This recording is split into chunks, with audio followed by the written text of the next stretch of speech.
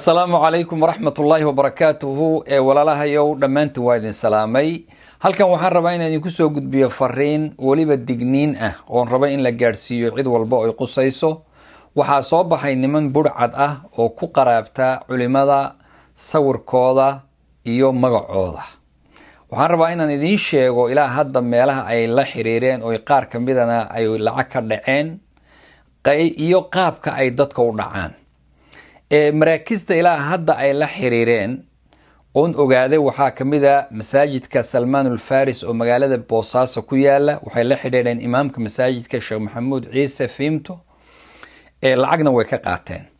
waxay la xiriireen macad ar-Rashidaat oo gabdhuhu ay leeyihiin oo magaalada Garowe ku yaala mas'uulka Ustaad Burhaan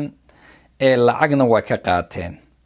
waxay la xiriireen macad al-Qalam oo Boosaaso ku yaala shalay subaxii ilaahayna uu ka badbaadiyay iyagoo rabay inay wax lacag ka qaataan waxaa kaloo la xiriireen macadka ku yaala ama iskuul ku yaala Goldogob mas'uulkaas waa Sheekh Cabdullaahi Cali Gaas iyagana ilaahay baa ka badbaadiyay shalay walaalka Burhaan wuxuu ii sheegay inay dhaheen labada macad oo alaabta iyo waxyaabaha ay sheegayaan u wadaan waxaa kamida laascaano macad ku yaala oo ku sii wajahan yihiin idinkuna iska ilaaliyo iska ogaada iyo in kalooda ogeyn qaabka ay marka dadka u dhacaan waa laba qof oo laba sheekh iska dhigaya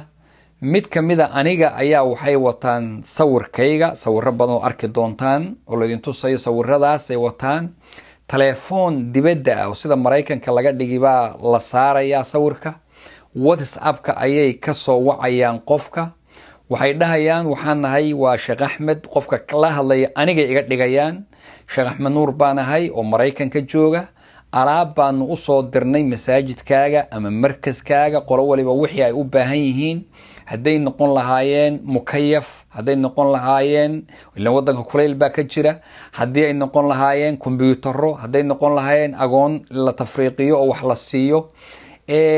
Sheekh Axmed baan ahay hawshaana ii soo dhiibnay magaalada Berbera ayay ka soo degtay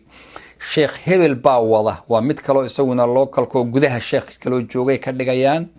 marka telefonka ka qabo Hebel baa ku soo wacaya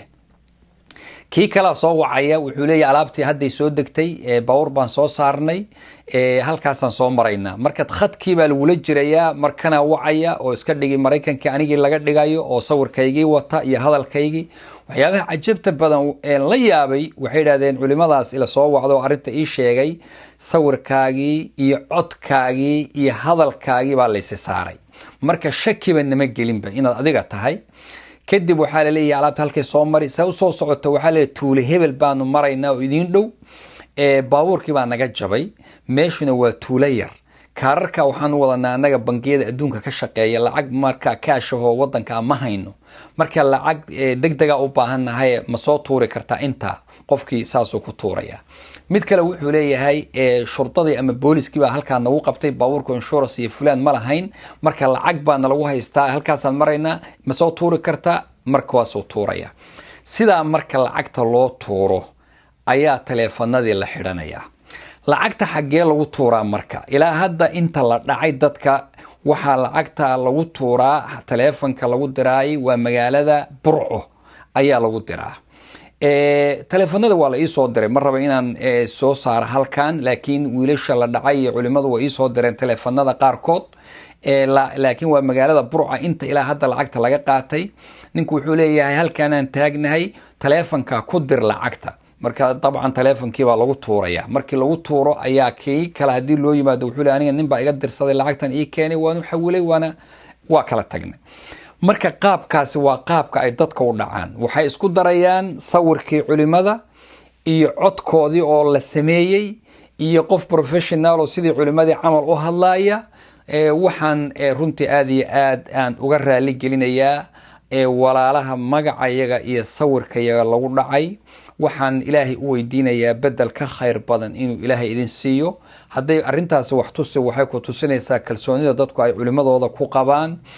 waxa kaloon rabaa inaan u sheegno maraakista dhan arintan looga digo oo dadka dhan ee qusaysa la gaadhsiiyo. maraakista aanu la shaqayna hadda ummadeenni oo dhan baan la shaqaynaa. waxay arkaan oo meel walba wax ka ururinayna oo maraakistii dhisayna oo fundraising u samaynayna oo internetkii ku jirna bay u jeedaan.